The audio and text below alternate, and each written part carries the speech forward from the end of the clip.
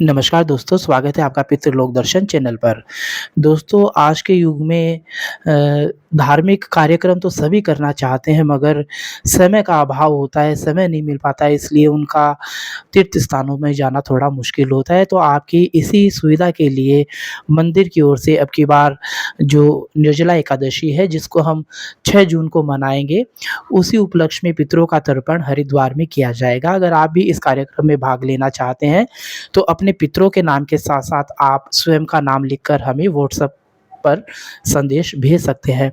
दोस्तों, अगर बात करते हैं पितृ स्त्रोत की, तो पितृ स्त्रोत में पितृ स्वयं कहते हैं कि ग्रीष्म काल में अगर कोई पितृ स्त्रोत का पाठ किसी भी नदी के किनारे अगर करता है, तो हमें 16 वर्ष पर्यंत तक तृप्तिकारक हम रहते हैं, हमारे लिए तृप्ति बनी रहती है, ऐसा स्वयं पितृ कहते हैं। तो आप सभी की सुविधाओं के लिए हम अब की बार जो निर्जला एकादशी है 6 जून को, तो इसका एक धार्मिक कार्यक्रम हमने हरिद्वार में रखा है।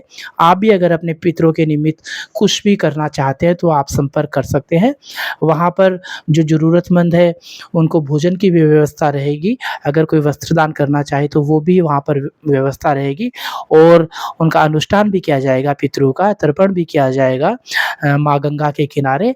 तो आप अगर इस धार्मिक अनुष्ठान में भाग लेना चाहते हैं तो आप सभी सादर आमंत्रित हैं, क्योंकि हमारे जो शास्त्र कहते हैं कि जो पितरों की सेवा करते हैं उनके जीवन में हमेशा उन्नति बनी रहती है।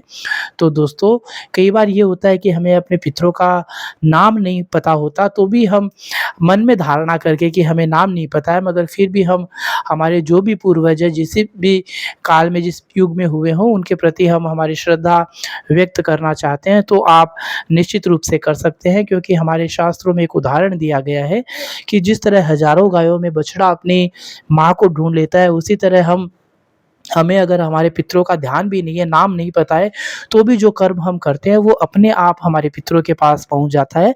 तो दोस्तों, जानकारी आपको कैसी लगी आप बताइएगा। अगर आप इस कार्यक्रम में भाग लेना चाहते हैं तो स्क्रीन पर नंबर चल रहे हैं, वहाँ पर आप संपर्क कर सकते हैं। जय सिया राम, जय हो पितरजी महाराज की।